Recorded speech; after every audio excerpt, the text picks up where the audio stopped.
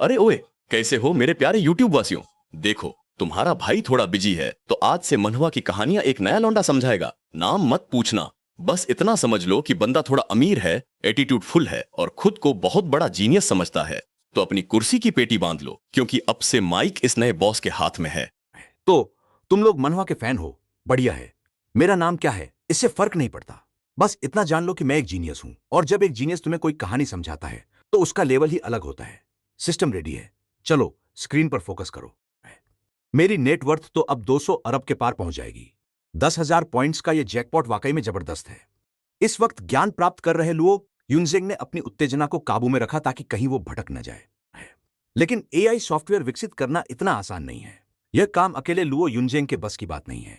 इसके लिए एक पूरी टीम और भारी निवेश की जरूरत है।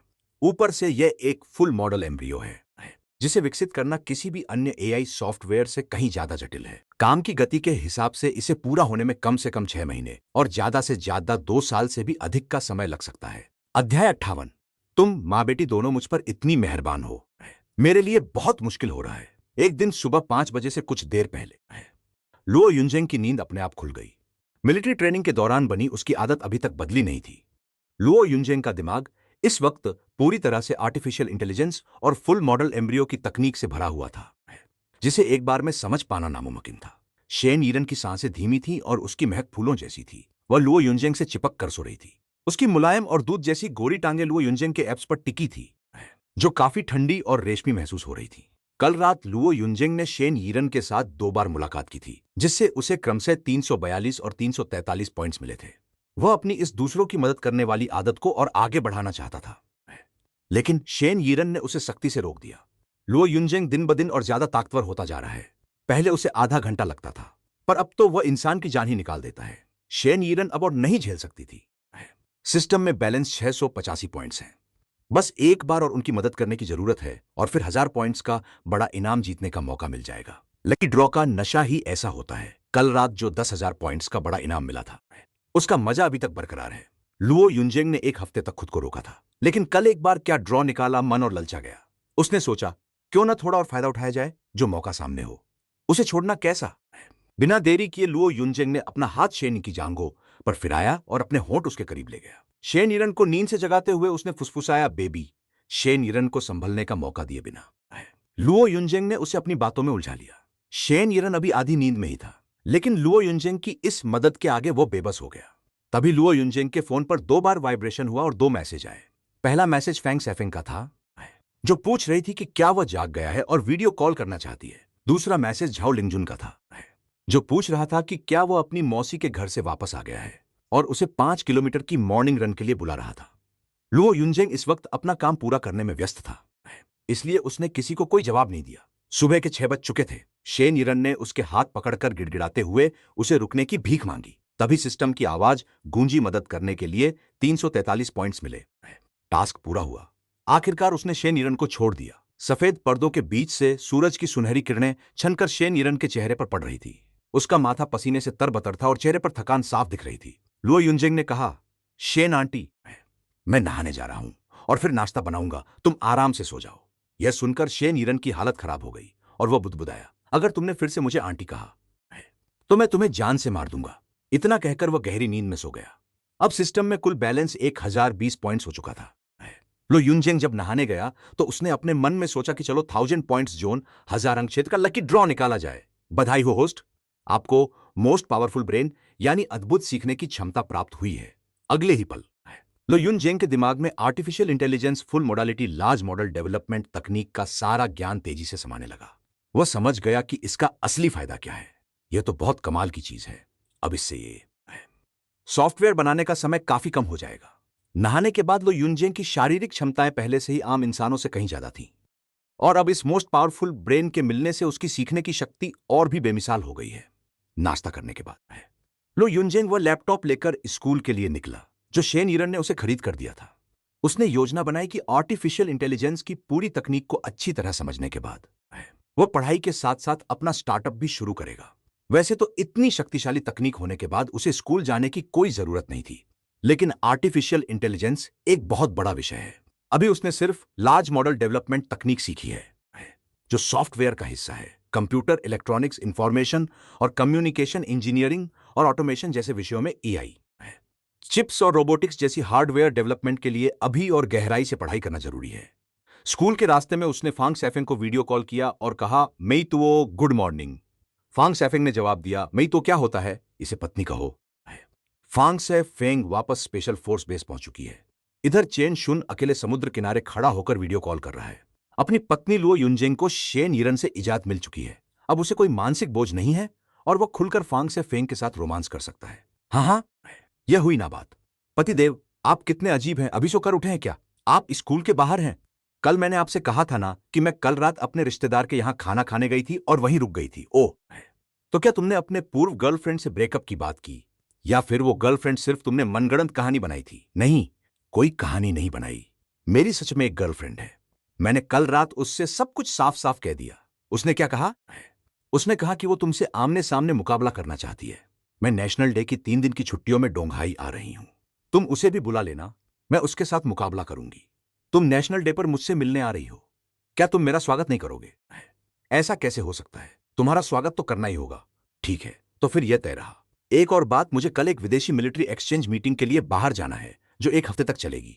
मीटिंग के दौरान फोन जमा करना होगा, इसलिए अगर मैं संपर्क में न रहूं तो घबराना मत। मैं जैसे ही फोन देखूंगी तुम्हें जवाब दे दूंगी, समझ गए? अपनी सुरक्षा का ध्यान रखना। लुओ युनजेंग ने सोचा कि शेन यिरन ने बताया था कि फांग सेफेंग के माता पिता मिलिट्री में बड़े अधिकारी हैं। उसने सोचा था कि पूछ ले, लेकिन फिर उसने सोचा कि शायद फांग सेफेंग ने उसे यह बात नहीं बताई क्योंकि यह गोपनीय है, इसलिए उसने नहीं पूछा। जब उसे बताना होगा वो खुद बता देगी। अभी अचानक पूछना अजीब लगेगा। गाड़ी रोको, गाड़ी रोको। शिन येजी का काफिला ठीक उसी वक्त वहां से गुजर रहा था। उसने गाड़ी की खिड़की नीचे की और मुस्कुराते हुए कहा, लुओ युनजेंग, रुको, मेरा इंतजार करो, मैं भी तुम्हारे साथ चलूंगी। लुओ युनजेंग मुड़ा और बोला, येजी। शिन येजी हाथ में वार्म बैग लिए गाड़ी से बाहर निकली और बोली, मैंने अभी अभी तुम्हारे लिए नाश्ता खरीदा है, तुम्हारे मध्य मैदान के शाओयाओ टाउन की मशहूर हुला टांग और शुइजियानबाओ। मुझे नहीं पता कि यह असली स्वाद जैसा है या नहीं, पर तुम चख कर देखो। लुओ युनजेंग ने उससे वार्म बैग लिया जिसके अंदर 2 इंसुलेटेड डिब्बे रखे थे। उसने पूछा, तुम मेरे लिए नाश्ता क्यों लाई हो? शिन येजी ने जवाब दिया, बस ऐसे ही। तुमने पहले कहा था कि तुम्हें मोदू के गुआन तांग बाओ और नूडल्स पसंद नहीं आए, तो मैंने सोचा कि तुम्हें घर का स्वाद पसंद आएगा, इसीलिए ले आई। शिन येजी के पीछे खड़ी उसकी पर्सनल असिस्टेंट हंसते हुए बोली, लो युनजेंग, हमारी मिस ने तुम्हारे लिए नाश्ता लाने के लिए सुबह 1 घंटा जल्दी उठकर 10 किलोमीटर दूर पुडोंग का सफर तय किया। उन्होंने कहा कि उस दुकान की रेटिंग सबसे ज्यादा है। मैंने कहा कि हम लोग जाकर ले आते हैं, पर वो नहीं मानी। उन्हें खुद ही जाना था। सच तो यह है कि समय कम होने की वजह से उन्होंने खुद भी अभी तक नाश्ता नहीं किया है। अरे, शिन येजी शर्मिंदा होकर पीछे मुड़ी और अपनी असिस्टेंट को चुप रहने का इशारा किया। असिस्टेंट ने अपनी जीभ बाहर निकाली और चुप हो गई। लुओ युनजेंग के दिल में एक अजीब सी गर्माहट महसूस हुई। उसके बाएं हाथ में लैपटॉप था और दाहिने हाथ में घर का बना नाश्ता। उसने कहा, तुम दोनों मां बेटी मुझ पर इतनी मेहरबानी कर रही हो, मेरे लिए यह सब संभालना मुश्किल हो रहा है। ये जी, शुक्रिया। इसके बाद लुओ युनजेंग ने अपने सीक्रेट बेस पर जाकर नाश्ता किया। बिल्कुल भी भूख नहीं थी, लेकिन इस वक्त अचानक से भूख लगाई है। शेन येजी ने देखा कि उसके हाथ खाली नहीं है, तो उसने खुद आगे बढ़कर उसका लैपटॉप पकड़ लिया। उसने कहा, मैंने इसे हॉट बॉक्स में रखा था, अभी भी गर्म होना चाहिए, तुम जल्दी खा लो। लुओ युनजेन ने पहले हॉट बॉक्स से फ्राइड बन निकाला और ढक्कन खोला। खुशबू तुरंत पूरे कमरे में फैल गई और भाप निकल रही थी। उसने एक लकड़ी की स्टिक उठाई और एक बन को उसमें फंसाया। जैसे ही उसने एक निवाला लिया, उसने कहा, हम बहुत ही बढ़िया। ये लीक नूडल्स और अंडे की फिलिंग है, बिल्कुल घर के स्वाद जैसा है। शेन येजी संतुष्ट होकर उसे देख रही थी। लुओ युनजेन ने एक बन खा लिया और फिर दूसरा उठाकर शेन येजी के मुंह के पास ले गया और बोला, तुम भी चखो। शेन येजी थोड़ा हिचकिचाई और अपना हाथ आगे बढ़ाया, लेकिन लुओ युनजेन ने कहा, रहने दो, बन में तेल लगा है, तुम सीधे खा लो। शेन येजी ने अपने छोटे से मुंह को खोला और धीरे से एक छोटा सा निवाला लिया। उसके पीछे खड़ी महिला असिस्टेंट और बॉडीगार्ड ने एक दूसरे को देखा और मुस्कुराने लगी। कैंपस के लड़के जब यह नजारा देख रहे थे तो सबके चेहरे ऐसे थे मानो उन्हें जबरदस्ती खाना खिलाया जा रहा हो। अरे, क्या वो हमारा कॉलेज का मशहूर लड़का लुओ युनजेन नहीं है? क्या लुओ युनजेन शेन येजी को अपने हाथों से बन खिला रहा है? और क्या हो सकता है, वो तो राजकुमारी को खाना खिला रहा है, लेकिन मैं तो बस ये डॉग फूड यानी प्यार का दिखावा खा रहा हूं। आखिर लुओ युनजेन की गर्लफ्रेंड कौन है? क्या ऐसा हो सकता है कि ये दोनों ही सुंदरियां उसकी गर्लफ्रेंड हो? ये लड़का सच में पढ़ाई और खेलकूद दोनों में माहिर है, लड़कियां तो इसे पसंद करेंगी ही। वो बिल्कुल नॉर्मल है, यहां तक कि एक लड़का होने के नाते मुझे भी वो पसंद है। क्या मजाक है, वो तो उसकी गर्लफ्रेंड है, तब तो उसकी तो मौज ही हो गई होगी। ये सारी इधर उधर की बातें हवा के झोंके की तरह सीधे शेन येजी के कानों तक पहुंच गईं। शेन येजी के गाल एक पल में तवे की तरह गर्म हो गए और उसके कान पूरी तरह लाल पड़ गए। अध्याय 59। ये दोनों जिस तरह से आगे बढ़ रहे हैं, कहीं ऐसा ना हो कि इनका चक्कर ही चल जाए। नमस्ते मॉनिटर, नमस्ते class monitor, good morning monitor. तुम्हारी घड़ी तो बहुत धांसू है, किस ब्रांड की है? क्लासरूम में पहुंचते ही सबने लो युनजेंग और शेन येजी का बड़े जोश के साथ स्वागत किया। लो युनजेंग खाते हुए थोड़ा झुंझलाया और बोला, ये मॉनिटर मॉनिटर क्या लगा रखा है? सुनने में बहुत अजीब लगता है। मुझे जेन गो, गॉड, हैंडसम या ब्रो कह लो, पर यह क्लास मॉनिटर मत कहो। सब लोग जोर से हंस पड़े। जो पढ़ाई में बिजी थी उस झाओ लिंगजुन ने होंठ सिकोड़ लिए। लो युनजेंग और शेन येजी को साथ आते देख उसे थोड़ी जलन महसूस हुई। लिंगजुन गुड मॉर्निंग। शेन येजी ने एक डिब्बा लाकर झाओ लिंगजुन की मेज पर रखा। तुम्हारे लिए लूदा गुन, राइस केक और सोया मिल्क लाई हूं, चक्कर देखो। अरे प्यारी दोस्त, इतनी मेहनत करने की क्या जरूरत थी? कितनी परेशानी होती है तुम्हें? झाओ लिंगजुन ने डिब्बा खोला और खाने लगी। शेन येजी उसके बाईं ओर बैठ गई और लो युनजेंग उसके दाईं ओर। क्लास आने से पहले उसने अपनी नोटबुक हॉस्टल में रख दी थी। मेरे पास 2 फ्राइड बन बचे हैं, तुम्हारे लिए रख दिए थे। लो युनजेंग ने अपना थर्मस और बाकी खाना झाओ लिंगजुन की तरफ बढ़ा दिया। ओ, तो ये तुम अपने घर से लाए हो?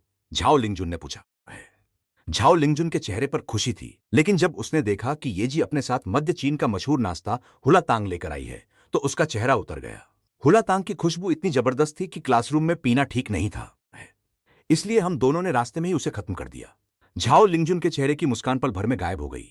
शेन येजी ने शर्माते हुए मुस्कुराकर कहा, जुनजुन दीदी, मैंने पहली बार हुलातांग पिया। यह बहुत ही स्वादिष्ट था, बस थोड़ा सा तीखा था। मैं आज सिर्फ एक ही पैकेट ला पाई, कल मैं एक्स्ट्रा ले आऊंगी, तुम भी चखना। झाओ लिंगजुन ने कहा, नहीं रहने दो, मैंने पहले पिया है, इसे लाना बहुत झंझट का काम है, तुम दोनों एक ही में काम चला लो। झाओ लिंगजुन की जलन और बढ़ गई। उसके हाथ में रखे लूदा गुन और शुई जियानबाओ का स्वाद अचानक फीका पड़ गया। उसे लगा कि अगर ये दोनों इसी तरह करीब आते रहे तो शायद जल्दी ही इनके बीच प्यार हो जाएगा। झाओ लिंगजुन बहुत परेशान थी। एक तरफ उसे लुओ युनजेंग से गहरा लगाव था, तो दूसरी तरफ वह अपनी सहेली के बीच में आकर उसका दिल नहीं तोड़ना चाहती थी। उसके मन में कशमकश चल रही थी। पहली क्लास बिग डेटा एल्गोरिदम की थी। झाओ लिंगजुन का मन क्लास में बिल्कुल नहीं लग रहा था। हाथ से वो नोट्स तो लिख रही थी, लेकिन दिमाग कहीं और ही भटक रहा था। बगल में शेन येजी की नोटबुक से पन्ने पलटने की आवाज आ रही थी। वो बहुत ध्यान से पढ़ रही थी और उसकी आंखों में एक चमक और उम्मीद थी। लुओ युनजेंग बस नाम के लिए कुछ लिख पढ़ रहा था। टीचर की नजरों के सामने बैठा था, तो थोड़ी बहुत इज्जत तो बचानी ही थी। क्लास का मॉनिटर होने के नाते अगर वह दूसरों के लिए मिसाल नहीं बन सकता तो कम से कम क्लास में बुरा बर्ताव भी नहीं कर सकता था। हालांकि बिग डेटा एल्गोरिदम उसके लिए कोई मायने नहीं रखता था। सिस्टम ने उसे जो artificial intelligence full model large model development तकनीक सिखाई थी, उसमें इस विषय का ज्ञान तो शामिल था, लेकिन दूसरे लेक्चर का ऑटोमेशन वाला हिस्सा उसके कंट्रोल से बाहर था। अच्छी बात यह थी कि उसके पास एक बेहद शक्तिशाली दिमाग था। वह बस कोर्स की किताबों को पन्नों को पलटता और प्रोफेसर की बातें सुनता तो उसे 70-80% बातें समझ आ जाती। पूरे दिन की पढ़ाई काफी फायदेमंद रही, जबकि बाकी कई छात्र तो पढ़ते पढ़ते थककर चूर हो गए थे। क्लास खत्म होने के बाद मां जिहाओ लुओ युनजेंग के पीछे पीछे भागते हुए बोला, जेंग भाई, तुम्हें इन 2 दिनों की क्लास कैसी लगी? हालांकि शुरुआत तो बेसिक कोर्स से हुई है, लेकिन प्रोफेशनल सब्जेक्ट्स बहुत ज्यादा हैं। मुझे तो समझ ही नहीं आ रहा कि इतना सब कैसे एब्जॉर्ब करूं। झांगची ने अपनी कनपटी सहलाते हुए खामोशी से हामी भरी। मैं भी वही सोच रहा था। मुझे तो आर्टिफिशियल इंटेलिजेंस का यह कोर्स इतना कॉम्प्लिकेटेड लगेगा, यह सोचा नहीं था। मैथ्स छोड़कर बाकी सभी प्रोफेशनल क्लासेस में मुझे काफी दिक्कत हो रही है। लुओ युनजेंग ने थोड़ा एटीट्यूड दिखाते हुए कहा, दिक्कत हो रही है? मुझे तो ऐसा कुछ नहीं लगा, सब ठीक ही है। तभी झाओ लिंगजुन ने पीछे मुड़कर मां जिहाओ और बाकी लोगों को सांत्वना देते हुए कहा, तुम लोग चिंता मत करो। ग्रेजुएशन लेवल पर आर्टिफिशियल इंटेलिजेंस में हम बस ऊपर ऊपर से ही सीखते हैं। असली गहराई तो मास्टर्स डिग्री यानी पोस्ट ग्रेजुएशन में जाकर पता चलती है। इसलिए सबको मेहनत करनी चाहिए और मास्टर्स की तैयारी पर ध्यान देना चाहिए। अच्छा, तो ऐसी बात है क्लास मॉनिटर, अगर तुम ऐसा कह रहे हो तो अब मुझे थोड़ी राहत मिली। मां जिहाओ और बाकी लोगों ने चैन की सांस ली। लुओ युनजेंग चलते चलते बड़बड़ाया, अभी से मास्टर्स की तैयारी। कुछ लोग तो पूरे दिन क्लास में बस ध्यान भटकाते रहे हैं। क्या तुम्हें पता भी है कि आज क्लास में क्या पढ़ाया गया? झाओ लिंजुन ने शेन येजी का हाथ पकड़ा और पूछा, प्रिय, क्या तुम घर जा रही हो? अगर कोई काम नहीं है तो क्या हम आज रात लाइब्रेरी में सेल्फ स्टडी के लिए चलें? शेन येजी ने कहा, हाँ बिल्कुल, इन 2 दिनों में पढ़ाई का लोड बहुत ज्यादा है, कुछ रिवीजन करना अच्छा रहेगा। इसके बाद शेन येजी ने लुओ युनजेंग की तरफ देखा और उसे भी साथ चलने के लिए इनवाइट किया। उसने कहा, लुओ युनजेंग, तुम भी हमारे साथ चलो ना। लुओ युनजेंग ने चिढ़कर जवाब दिया, तुम दोनों जाओ, मैं पूरा दिन बैठकर थक चुका हूं और मेरा दिमाग खराब हो गया है। नहीं जाना मुझे, मत जबरदस्ती करो।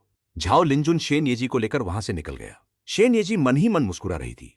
वो वाकई चाहती थी कि लुओ युनजेंग उनके साथ लाइब्रेरी आए, लेकिन अफसोस कि उसने मना कर दिया। असल में शेन येजी ने दोपहर में लुओ युनजेंग को मैसेज किया था, पर वह दोपहर के 2 बजे के बाद उठा था। उसकी हालत इतनी खराब थी कि उसे रिकवर होने में 3 दिन लग जाते। वह लुओ युनजिंग के साथ बिताए उस पल से बुरी तरह डर गई थी, इसलिए वह मिलना तो चाहती थी, पर उसे बुलाने की हिम्मत नहीं कर पा रही थी। दूसरी तरफ लुओ युनजिंग के पास भी समय नहीं था। उसे ए सॉफ्टवेयर डेवलप करना था, जो उसका मुख्य काम था।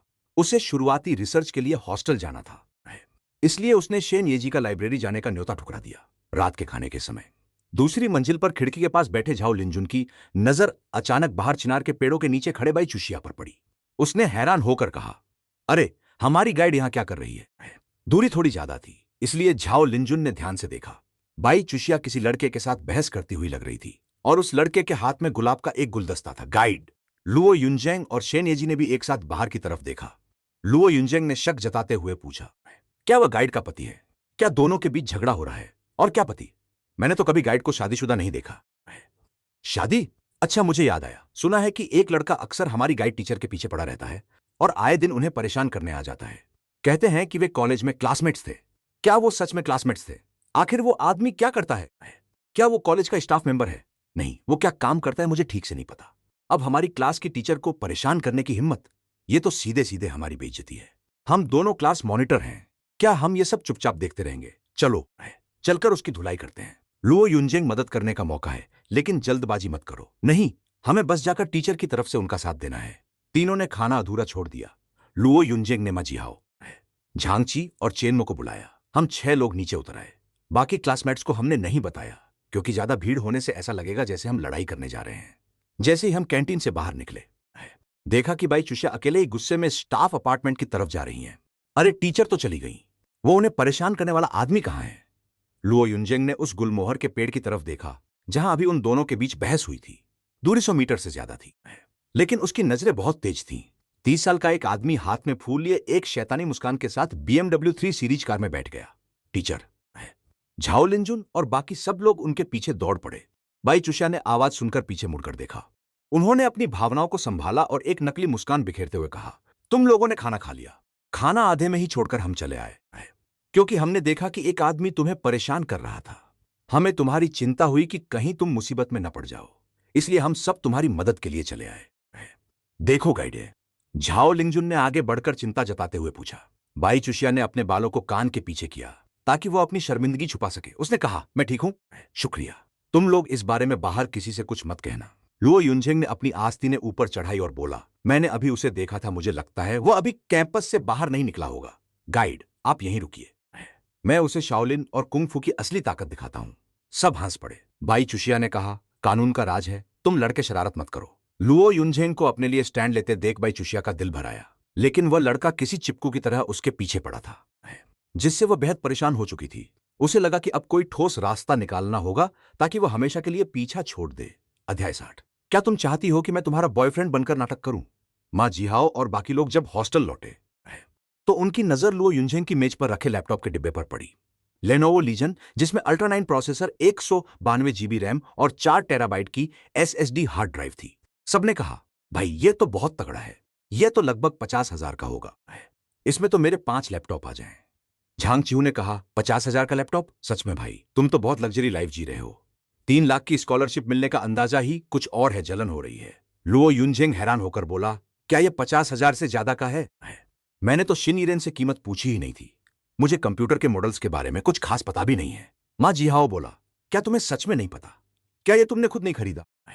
लुओ युनजेंग ने नोटबुक का डिब्बा उठाया और लैपटॉप को मेज पर रख दिया। मैंने कहा, यह मेरी छोटी मौसी ने खरीदा है, मुझे इसकी कीमत नहीं पता। झांगची ने जलते हुए कहा, अरे भाई, तुम्हारी मौसी तो बहुत अमीर है और तुम्हारा कितना ख्याल रखती है।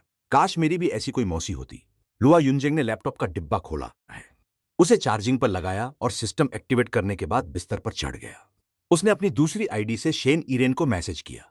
लुओ युनजेंग ने लिखा, 50,000 का ट्रांसफर वापस कर दो मैडम।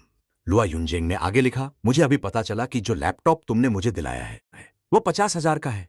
शेन इरेन ने जवाब दिया, पागल हो क्या? मेरे साथ इतनी औपचारिकता दिखाने की क्या जरूरत है? मैं तुम्हें घर और कैश दे रही थी तो तुमने नहीं लिया। गाड़ी के लिए भी तुम चिल्ला रहे थे कि बाद में पैसे लौटा दोगे। अब एक लैपटॉप के लिए इतनी क्या कंजूसी कर रहे हो? लुआ युनजेंग ने टाइप किया। भाई भाई में भी हिसाब किताब तो जरूरी है ही।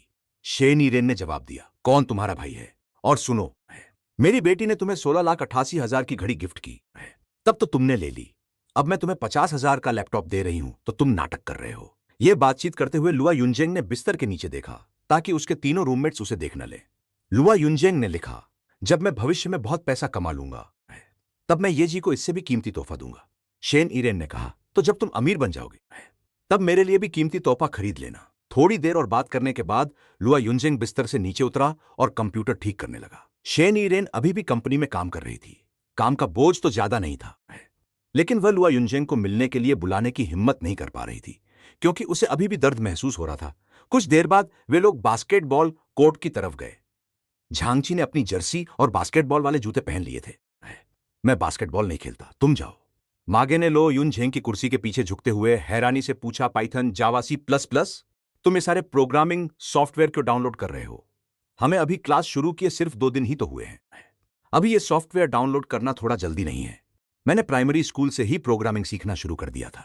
लो युनजेंग ने बिना सोचे समझे एक झूठ बोल दिया ताकि भविष्य में जब वो AI सॉफ्टवेयर डेवलप करे तो यह बात सुनने में तर्कसंगत लगे। तुम्हारी तो ऐसी की तैसी। भाई साहब, तुम्हें सब कुछ कैसे आता है? तुम्हारी इन हरकतों की वजह से मेरे को तो कोई इज्जत ही नहीं बची। मागे ने पीछे मुड़कर कहा और वहां से चला गया। चलो बाय, मैं किसी लड़की को डेट पर ले जाता हूं। इसके बाद के 3 दिन लो युनजेंग दिन में अपनी क्लासेस अटेंड करता और रात को AI डेवलपमेंट पर काम करता। शेन ईरेन की तबीयत धीरे धीरे ठीक हो रही थी। आज शुक्रवार है। उसने लो युनजेंग को आज रात मिलने के लिए बुलाया था, लेकिन लो युनजेंग को पहले ही झाओ लिंगजुन और शेन येजी ने बुला लिया था। कल शनिवार की छुट्टी है, इसलिए वे आज रात एक साथ डिनर करके पार्टी करना चाहते थे। मागे, झांगची, चेनमो और कुछ लड़कियां भी इसमें शामिल होने वाली थीं। मजबूरन शेन यीरेन को कल मिलने का प्लान बनाना पड़ा। क्लास खत्म होने के बाद फैकल्टी एडवाइजर ने लो युनजेंग को एक तरफ बुलाया और कहा कि उनसे कुछ जरूरी बात करनी है। बाकी स्टूडेंट्स को जाने के लिए कह दिया। एडवाइजर, क्या हुक्म है? मेरे साथ आओ। बाई चूशा उसे टीचिंग बिल्डिंग की छत पर ले गई। उसने इधर उधर छिपकर देखा जैसे कोई बहुत बड़ा राज हो। आप ये क्या कर रही हैं? इतनी चोरी छिपे क्यों आ रही हैं? आप कहीं मेरी खूबसूरती की दीवानी तो नहीं हो गई? लो युनजेंग ने मन ही मन सोचा। बाई चूशा ने 2 बार हंसी का ठाका लगाया। इस हफ्ते का आर्टिफिशियल इंटेलिजेंस कोर्स कैसा चल रहा है? सब ठीक ठाक है ना? बस काम चलाओ है। वैसे गाइड ने मुझे क्यों बुलाया था? कुछ नहीं, बस ऐसे ही। अरे, वो खूंखार डायनासोर अचानक एक मासूम खरगोश कैसे बन गई? इतनी हिचकिचा क्यों रही हो? क्या बात है? मुझे तुमसे एक मदद चाहिए थी। असल में मैंने झाओ, पड़ोसी शेन येजी और बाकी दोस्तों के साथ डिनर का प्लान बनाया है। अच्छा तो जाओ ना, देर हो रही होगी।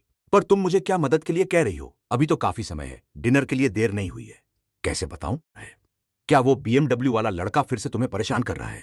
तुम्हें कैसे पता चला? तुम्हें इतना परेशान करने वाली और कोई बात हो ही नहीं सकती। वैसे तुम हमारे सामने तो ऐसी नहीं होती। अच्छा, तो तुम्हारे सामने मैं कैसी होती हूं? सच बोलूं तो बुरा मत मानना, लेकिन बाहर से बिल्कुल प्यारी और सौम्य, पर अंदर से एकदम खूंखार डायनासोर। अरे ओ पागल लड़के! बाई चूशा ने अपना हाथ उठाया और लुआन युनजेंग को घूरते हुए कहा, किसे खूंखार डायनासोर बोल रहे हो? क्या मैं सच में इतनी गुस्सैल हूं? देखो, तुमने ही कहा था कि बुरा नहीं मानोगी। चलो छोड़ो छोड़ो, काम की बात करते हैं।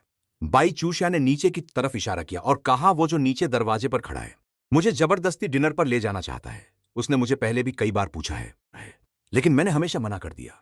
इस बार मैंने सोचा है कि मैं जाऊंगी, पर मुझे तुम्हारे साथ की जरूरत है। मैं चाहती हूं कि तुम मेरे बॉयफ्रेंड होने का नाटक करो। बहुत समझदार हो तुम लड़के, काफी हैंडसम जो हो। वह अपने हमउम्र लोगों से थोड़ा ज्यादा मैच्योर दिखता है और वह तुम्हें नहीं जानता, इसीलिए तुम ही उसके लिए सबसे सही रहोगे। अगर उसे पता चल गया कि मेरा बॉयफ्रेंड है तो शायद वह मुझे परेशान करना बंद कर देगा। ठीक है, मैं तुम्हारी यह मदद जरूर करूंगा। बिना मांगे मिली मदद करने की ऐसी शानदार अपॉर्चुनिटी को हाथ से जाने देना गलत होगा। लुओ युनजेंग इन दिनों क्लासेस और AI पर रिसर्च करने में काफी बिजी था। उसने एक पैसा भी नहीं कमाया था। क्या तुम्हें डिनर पार्टी में नहीं जाना है? घबराओ मत, पहले तुम्हारी इस मुसीबत को सुलझा देता हूं, फिर मैं भी खाना खाने निकल जाऊंगा। ठीक है, मैं पहले उसे हाँ बोल देती हूं और कहती हूं कि वह रेस्टोरेंट में मेरा इंतजार करे। तुम घर जाओ और कुछ मैच्योर कपड़े पहनो, हेयर स्टाइल भी थोड़ा सीरियस रखो, फिर हम दोनों साथ चलेंगे। डन। तुम थोड़ा रुको, मैं नीचे जाकर उसे वहां से हटा देती हूं ताकि वो तुम्हें देख न सके। बस एक बात याद रखना, इस बारे में किसी को कुछ मत बताना। बाई चुक्सिया पहले निकल गई। 5 मिनट बाद उसने लुओ युनजेंग को एक मैसेज भेजा। लुओ युनजेंग हॉस्टल नहीं गया, बल्कि सीधे ईरेन इंटरनेशनल अपार्टमेंट की तरफ निकल गया।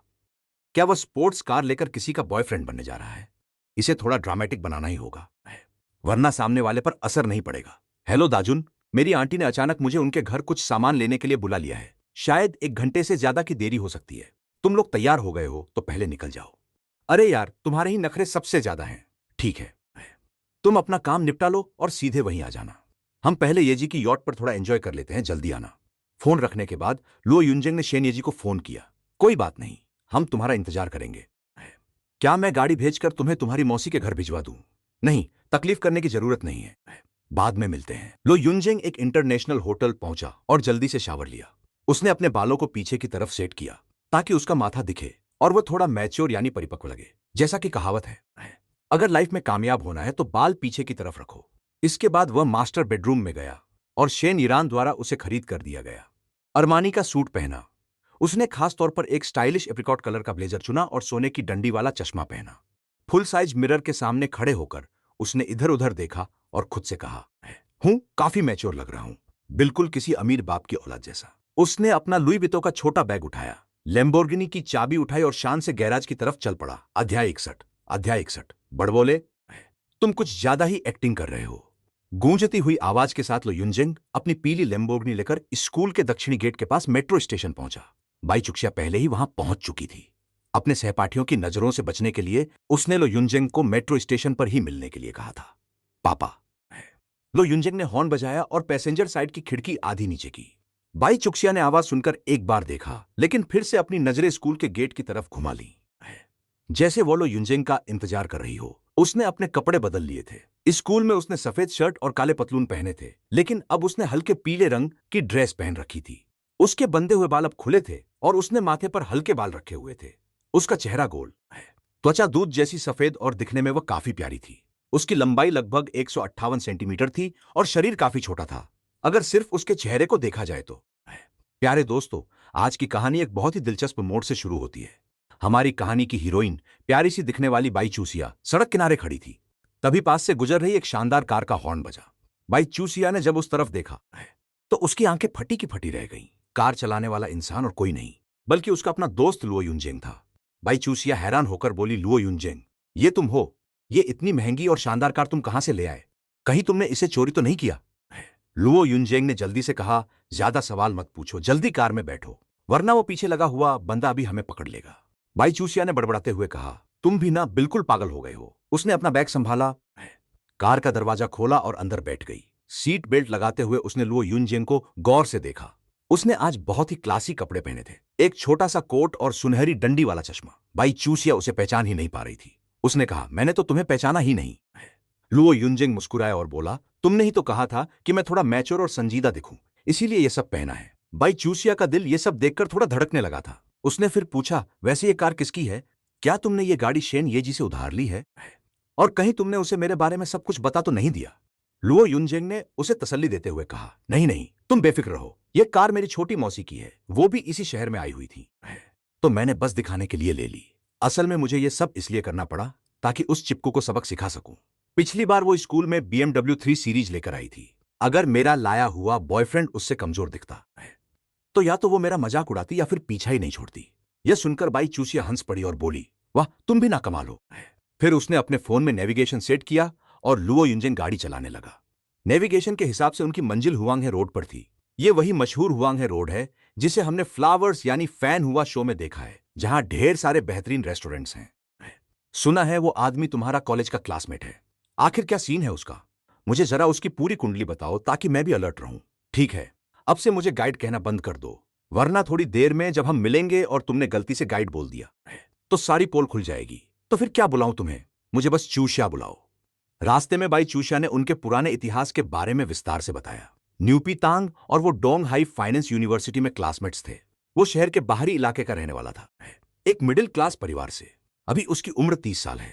कॉलेज के दिनों में उसने पूरे 4 साल तक उसका पीछा किया था। बाई चूशिया ने अपनी मास्टर्स और PhD टोंगजी यूनिवर्सिटी से की, जबकि वो लड़का मास्टर्स में फेल हो गया और सीधे नौकरी करने लगा। नौकरी के दौरान भी वो लगातार उसे परेशान करता रहा। 30 साल की उम्र, यानी उसने पूरे 12 साल तक तुम्हारा पीछा किया है? भाई साहब, ये तो हद है। ये बंदा तो तुम्हारे लिए पूरी तरह पागल है। तुमने उसे एक्सेप्ट क्यों नहीं किया? पागलपन नहीं, ये घटियापन है। कॉलेज के दिनों में वो हमारे कॉलेज का मशहूर ठरकी था और मैं बस उसके शिकारों में से एक थी। वो मुझे इसलिए नहीं छोड़ रहा क्योंकि मैंने उसे रिजेक्ट कर दिया था। वो हार नहीं मानना चाहता था। उसे हर हाल में मुझे पाना था। वो जुआ भी खेलता है और औरतों के पैसे भी ठगता है। तुम ही बताओ, क्या मैं ऐसे इंसान के साथ कभी रह सकती थी? अरे तो ये इस किस्म का आदमी है। तभी गाड़ी की तेज आवाज के साथ धमाका हुआ। लू युन झेंग को गर्मियों में ही ड्राइविंग लाइसेंस मिला था, इसलिए गाड़ी चलाने का नशा सिर पर सवार था। गाड़ी थोड़ी तेज रफ्तार में थी और ड्राइविंग का तजुर्बा कम होने की वजह से मुड़ काटते समय गाड़ी थोड़ी फिसल गई। बाई चूषा घबरा गई और उसने जल्दी से गाड़ी पकड़ ली। फूशु घबराते हुए बोला, मेरी माँ, तू कहीं बिना लाइसेंस के गाड़ी तो नहीं चला रहा? मैंने कहा, ऐसा हो ही नहीं सकता। गर्मियों की छुट्टियों में ही मैंने टेस्ट क्लियर किया है और मेरी ड्राइविंग एकदम सॉलिड है। मैं तो बस तुम्हें ड्रिफ्टिंग का प्रदर्शन दिखाना चाहता था। मैंने अभी अपनी बात पूरी भी नहीं की थी कि एक महिला ट्रैफिक पुलिस ऑफिसर ने मुझे गाड़ी साइड में लगाने का इशारा किया। फूशु बोला, तेरी जुबान तो बिल्कुल कौवे जैसी है। मैंने कार की खिड़की नीचे की। वाह, ये तो बहुत सुंदर लेडी ऑफिसर हैं। मैंने इन्हें शायद टिकटॉक पर कहीं देखा था। उनके कंधे पर एक स्टार और 3 पट्टियां लगी थी, जो एक फर्स्ट क्लास पुलिस ऑफिसर का रैंक है। महिला ऑफिसर ने मुझे सैल्यूट किया और बहुत प्यारी आवाज में कहा, नमस्ते, अपना ड्राइविंग लाइसेंस और आरसी दिखाइए। मैंने उन्हें दोनों डॉक्यूमेंट्स दे दिए। आरसी पर न तो मेरा नाम था और न ही शेन ईरेन का। वह शेन ग्रुप की किसी अज्ञात कंपनी के नाम पर रजिस्टर्ड थी। शेन ईरेन ने कार खरीदते समय प्राइवेसी के लिए अपने असिस्टेंट से ऐसा करने को कहा था। महिला ऑफिसर ने पूछा, तुम्हें लाइसेंस मिले हुए जुलाई का महीना चल रहा है, लेकिन तुम्हारी गाड़ी पर न्यू लर्नर का स्टिकर क्यों नहीं लगा है? वह कार के पीछे जाकर चेक करने लगी और वापस आकर बोली, मोटर वाहन अधिनियम के नियमों के अनुसार अगर आप बिना लर्नर स्टिकर के गाड़ी चलाते हैं तो आप पर 20 से 200 रुपए तक का जुर्माना लग सकता है। खैर, यह आपकी पहली गलती है, इसलिए मैं आपको सिर्फ चेतावनी दे रही हूं। मैंने कहा, धन्यवाद ऑफिसर। वह बोली, जल्दी धन्यवाद मत बोलिए। तुमने चौराहे पर बहुत तेज रफ्तार में गाड़ी मोड़ी थी, जो कि बहुत खतरनाक था। क्या तुम्हें यह पता है? मैंने सिर झुकाते हुए कहा, जी जी मुझे पता है, मैं अगली बार से पूरा ध्यान रखूंगा। अच्छा हुआ कि ओवर स्पीडिंग ज्यादा नहीं थी, इसलिए उन्होंने मुझे जाने दिया। बिना किसी कटौती या जुर्माने के बस एक मौखिक चेतावनी देकर उन्होंने मुझे आगे से सावधानी से गाड़ी चलाने की सलाह दी। चलो, बहुत बढ़िया। शुक्रिया ऑफिसर। लुओ युनजेंग ने चालान अपने हाथ में लिया और महिला ट्रैफिक पुलिस को देखकर एक प्यारी सी मुस्कान दी और गाड़ी लेकर वहां से निकल गया। अब सुधर गए ना तुम? अब और ड्रिफ्टिंग नहीं करोगे? बाई चुशिया ने अपना फोन उठाया और लुओ युनजेंग को 100 रुपए ट्रांसफर कर दिए। उसने कहा, जो पैसे बच गए हैं उसे तुम कुरियर और पार्किंग फीस समझ लेना। तुम बहुत किस्मत वाले हो जो तुम्हें वो वायरल ब्यूटी ट्रैफिक पुलिस मिली, वरना दूसरे पुलिस वाले कम से कम 200 का जुर्माना तो करते ही और शायद तुम्हारा लाइसेंस पॉइंट भी काट लेते। लुओ युनजेंग बोला, वो तो पक्का मेरी हैंडसम शक्ल देखकर ही मुझ पर मेहरबान हो गई होगी। बाई चुशिया ने चिढ़ते हुए कहा, तुम कभी भी सीरियस नहीं हो सकते। जैसे ही वे हुआंगे रोड पर पहुंचे, लुओ युनजेंग अनजाने में ही फैन हुआ फिल्म का गाना गुनगुनाने लगा। बाई चुशिया ने कहा, ओ तो तुम भी फैन हुआ देखते हो? हकीकत की हुआंगे रोड और फिल्म वाली हुआंगे रोड में जमीन आसमान का फर्क है। यहां न तो वो चमकदार नियॉन लाइट्स हैं और न ही वो चकाचौंध वाली रंगीन रातें, लेकिन यहां 90 के दशक के पुराने शंघाई की एक अलग ही उदासी और पुरानी यादें महसूस होती हैं। देखो, वो रेस्टोरेंट के गेट पर तुम्हारा इंतजार कर रहा है और हाथ में गुलाब का गुलदस्ता भी है। लुओ युनजिंग ने गाड़ी मोड़ी और पार्किंग में दाखिल हुआ। उसकी नजर तुरंत उस बीएमडब्ल्यू वाले लड़के पर पड़ी। वो अपने बाएं हाथ में फूल पकड़े हुए था और दाएं हाथ में सिगरेट थी और बड़े स्टाइल में अपनी लाल बीएमडब्ल्यू 3 सीरीज की कार के दरवाजे से सटकर खड़ा था। बाई चुशिया ने उसे देखते ही अपना चेहरा दूसरी तरफ घुमा लिया और लुओ युनजिंग से फुसफुसाकर कहा, याद रखना, इसे किसी भी हाल में गाइड मत बुलाना। किसी भी कीमत पर हमारी असलियत बाहर नहीं आनी चाहिए। देखते हैं आज इससे पीछा छुड़ा पाते हैं या नहीं। सब कुछ तुम पर निर्भर है, तुम बस देखते जाओ। अभी देखना, बीएमडब्ल्यू वाले शख्स के पास ही एक गाड़ी खड़ी थी। जैसे ही लुओ युनजेंग गाड़ी को पार्किंग में ले गया, वो बीएमडब्ल्यू वाला उसे लगातार घूर रहा था। उसकी आंखों में जलन और तारीफ साफ झलक रही थी। आसपास के लोग भी उत्सुकता और चाहत भरी नजरों से उन्हें देख रहे थे। लुओ युनजेंग पहले उतरा और गाड़ी के दूसरी तरफ गया। उसने खुद बाई चुशिया के लिए दरवाजा खोला। रुतबा तो पूरा कायम किया था। बीएमडब्ल्यू वाला शख्स खुद ही पीछे हट गया। उसने सोचा, धत तेरी की, यह लड़का तो बहुत हैंडसम है। लुओ युनजेंग ने बाई चुशिया का हाथ पकड़ा और उसे बाहर निकाला और हाथ से उसकी पतली कमर को थाम लिया। बाई चुशिया को ऐसा लगा जैसे उसे बिजली का झटका लग गया हो। अध्याय 62। पति तक तो बोल दिया था, अब ये किस भी कर लिया। वह न्यू नाम का चिपकू लड़का। बाई चुशिया को देखते ही हक्का बक्का रह गया। उसकी उंगलियों के बीच फंसी सिगरेट कब जलकर उसकी उंगलियों तक पहुंच गई, उसे पता ही नहीं चला। जलन महसूस होते ही उसने झटके से उसे नीचे फेंक दिया। लुओ युनजेंग ने बाई चुशिया की कमर को और मजबूती से जकड़ा और सामने खड़े उस चिपकू लड़के का जायजा लिया। बेबी, क्या यही वो मिस्टर न्यू है जिसके बारे में तुम बता रही थी? लुओ युनजेंग ने उस लड़के को ऊपर से नीचे तक देखा। बाई चुशिया ने कहा, कौन से मिस्टर न्यू? उनका नाम मिस्टर लियू है। तुमने शायद गलत सुना होगा। बाई चुशिया को पहली बार किसी पुरुष ने इस तरह कमर से पकड़ा था। उसे ऐसा लग रहा था जैसे 8,000 चींटियां उसके शरीर पर रेंग रही हों। 30 साल की उम्र होने के बावजूद वो किसी किशोर लड़की की तरह घबराई हुई और शर्माई हुई महसूस कर रही थी। लुआ युनजेंग, जिसका चेहरा काफी सुंदर और आकर्षक है, उसका शरीर सुडौल है और व्यक्तित्व में एक अलग ही रोब है। उसने ब्रांडेड कपड़े पहने हैं और आंखों पर लगा गोल्डन चश्मा उसे और भी अमीर और रईस दिखा रहा है। लुआ युनजेंग जी ने शेन नाम के उस शख्स के लहजे की नकल करते हुए अपना हाथ आगे बढ़ाया और कहा, मिस्टर शेन, मैं शिया का मंगेतर हूं। मेरा सरनेम शेन है। पहली बार मिल रहे हैं, उम्मीद है आगे सब अच्छा रहेगा। मंगेतर, तुम कुछ भी बकवास कर रहे हो। बाई चुक्शिया ने खुद को शांत रखते हुए कहा, मंगेतर, क्या तुम वाकई शिया के मंगेतर हो? बीएमडब्ल्यू वाले शख्स ने लुआ युनजेंग का हाथ कसकर पकड़ा। जैसे ही उसने शेन सरनेम सुना, उसके दिमाग में सबसे पहले मोदू के 4 बड़े परिवारों में से एक शेन परिवार का ख्याल आया। क्या पता यह शख्स सच में शेन परिवार का ही हिस्सा हो?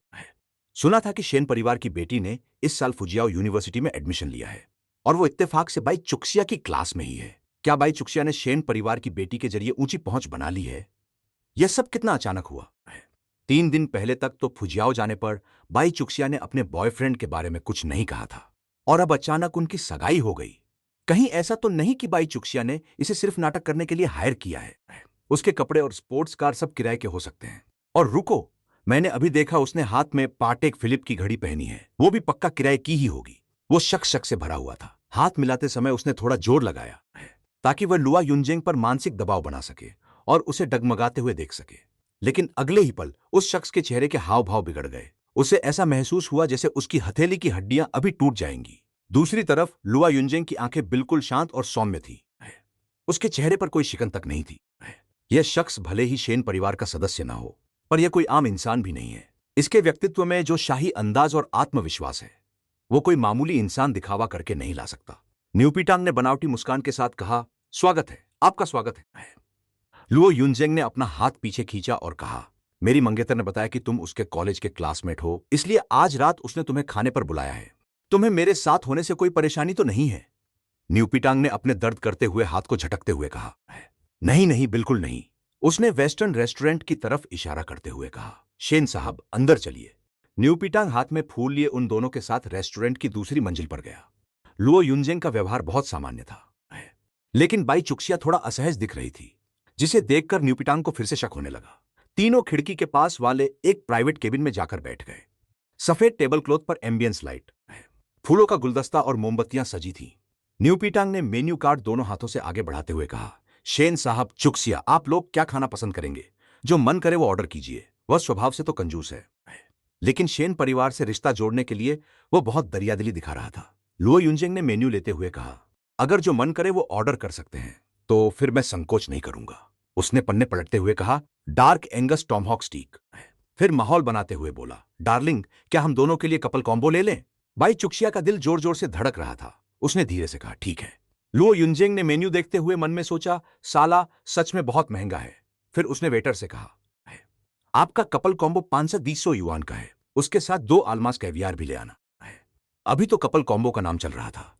लुओ युनजेंग ने न्यूपीटांग की तरफ देखा और पूछा, क्यों, तुम क्या खाओगे? तुम भी यही कैवियार ले लो। पर मुझे यह खाना पसंद नहीं, तुम पहले अपना ऑर्डर दे दो। न्यूपीटांग ने एक बार फिर मेन्यू की तरफ देखा।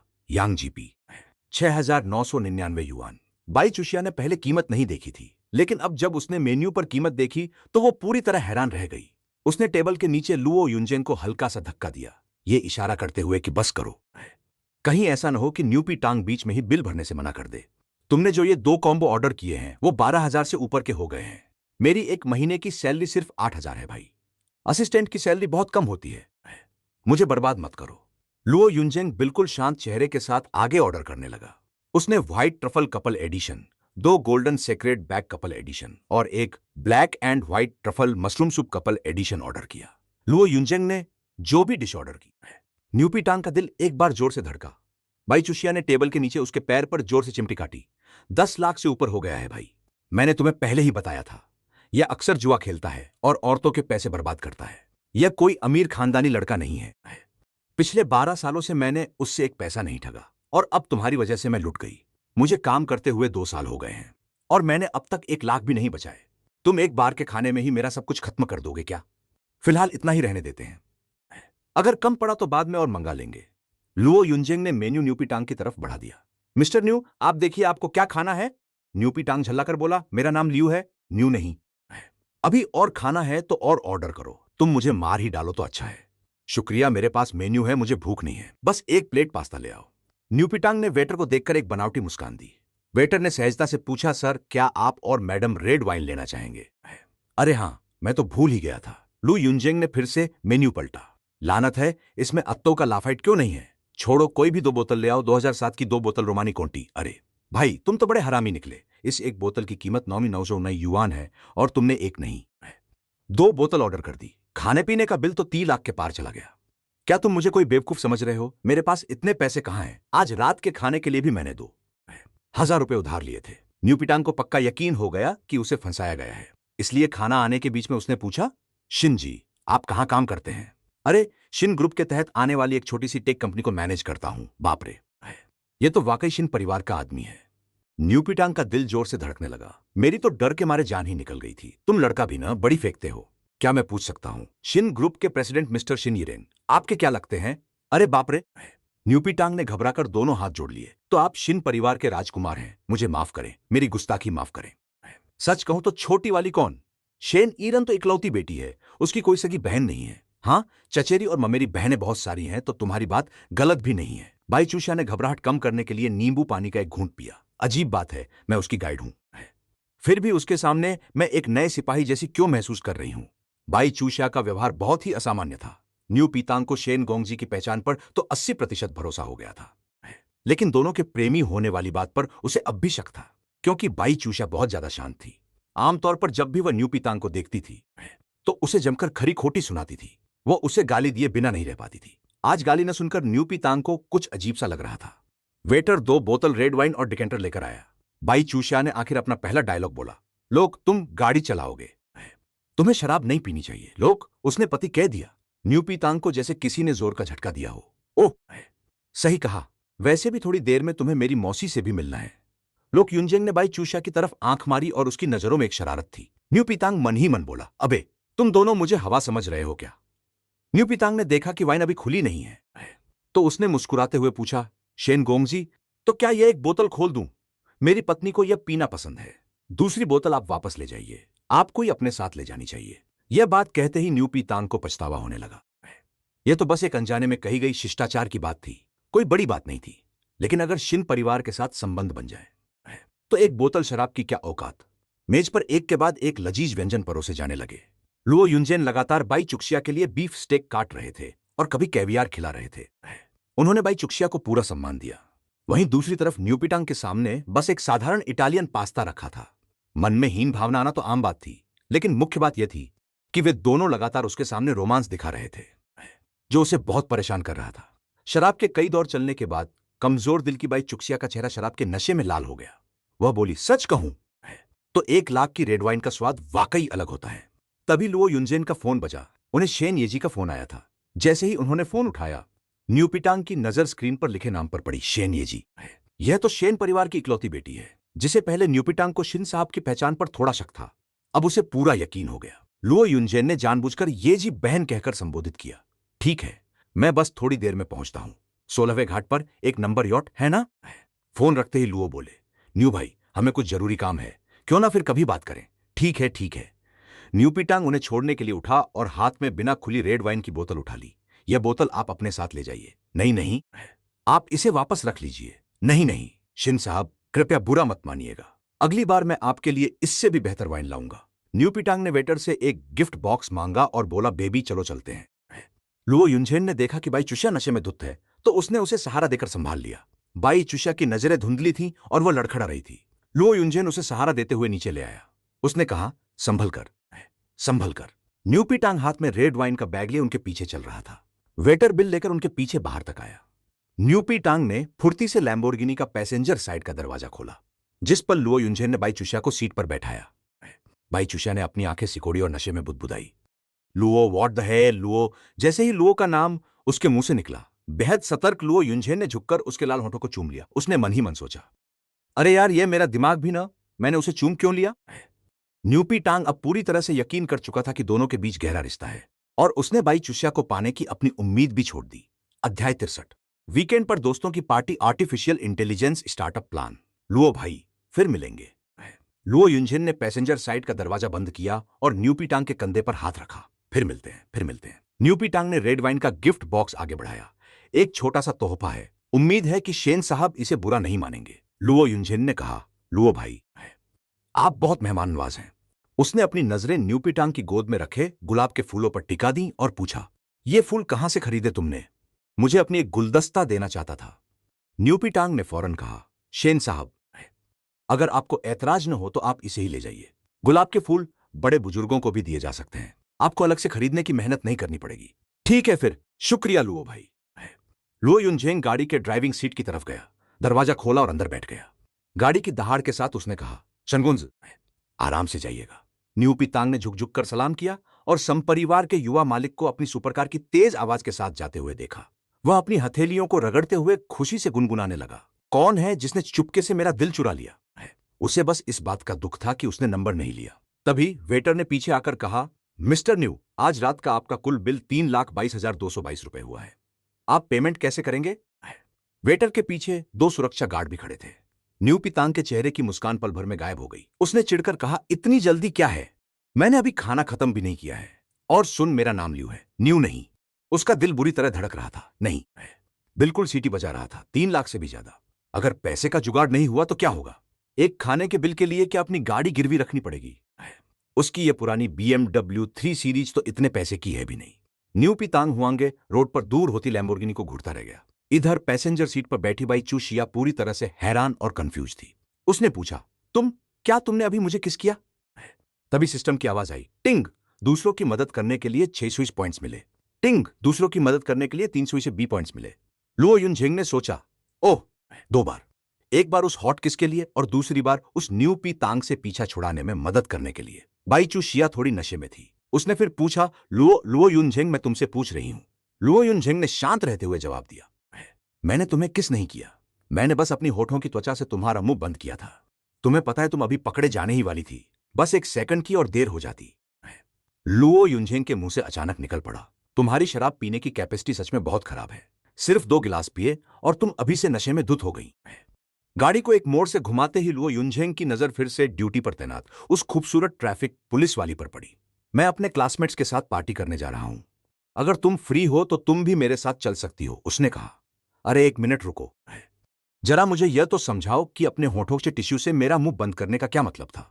यह सब सुनकर बाई चुशिया का दिमाग एकदम सुन्न पड़ गया था। वह झल्लाते हुए बोली, अबे ओ लड़के, तूने मुझे सच में किस किया है? लुओ युनझेंग ने तुरंत अपनी सफाई देते हुए कहा, अरे सिचुएशन ही ऐसी आ गई थी। शुक्र मनाओ कि मैंने अपना दिमाग चलाया। और हां, मुझे थैंक यू बोलने की कोई जरूरत नहीं है। फ्यूचर में जब कभी मुझे किसी से लड़ाई करनी होगी ना, तब तुम मेरा यह एहसान चुका देना। मैं और तुझे थैंक यू बोलूंगी। यह कहते हुए बाई चुशिया ने आगे बढ़कर लुओ युनझेंग को जोर से चिकोटी काटी। तुम्हारी इतनी हिम्मत कैसे हुई मेरे साथ यह घटिया हरकत करने की? तुम्हें देखकर तो कोई नहीं कह सकता। बाहर से तो एकदम शरीफ बनते हो, लेकिन असल में तो तुम एक नंबर के ठरकी इंसान हो। क्या ठरकी? मैंने तो अपने अच्छे दिल से तुम्हारी मदद की थी, और तुम हो कि मेरी इस नेकी की बिल्कुल भी कद्र नहीं कर रही हो। बाई चुशिया के पास इसका कोई जवाब नहीं था। उसका दिमाग वैसे ही नशे में चकरा रहा था और हालत खराब थी। अपनी भारी हो रही पलकों को बंद करते हुए उसने धीरे से कहा, बस मुझे वापस यूनिवर्सिटी छोड़ दो। लुओ युनझेंग ने गाड़ी को सीधा फुजियाओ लुओ युन ने अपने बेज रंग के ब्लेजर को थोड़ा और कसा। हुआंगपू नदी पर क्रूज और मालवाहक जहाजों का तांता लगा था। नदी के पानी में सामने की तरफ मौजूद लुजियाजुई की गगनचुंबी इमारतों की शानदार रोशनी लहरों के साथ धीरे धीरे हिल रही थी। घाट पर 3 मंजिला एक बेहद आलीशान यॉट खड़ी थी, जिस पर इंसान नंबर 1 का चमकता हुआ लोगो बहुत साफ दिख रहा था। रात के 8 बज चुके थे। झाओ लिंगजुन यॉट की रेलिंग पर झुककर घाट की ओर देखते हुए बोली, क्या वो कमीना हमें धोखा तो नहीं देगा? तभी रात के अंधेरे से बेज रंग का सूट पहने एक हैंडसम लड़का बाहर निकला। लुओ युन ने जवाब दिया, बिल्कुल नहीं, मैंने थोड़ी देर पहले ही उसे फोन किया था। उसने कहा कि वो बस पहुंच ही रहा है, हमें थोड़ा सब्र रखना चाहिए। शेन येजी का ध्यान भी उस बेज सूट वाले युवक की तरफ गया। उसने कहा, जुनजुन दीदी, देखो क्या वही है। झाओ लिंगजुन ने गौर से देखा और चिल्लाई, वाह भाई, ये तो सच में वही है। इसने तो सूट पहन रखा है, आंखों पर बाल भी क्या सेट किए हैं। मैंने तो इसे पहचाना ही नहीं। केबिन के अंदर फोटो खींच रहे माँ जिहाओ, झांगची, चेनमो और बाकी सहेलियां भी आवाज सुनकर बाहर दौड़ आए।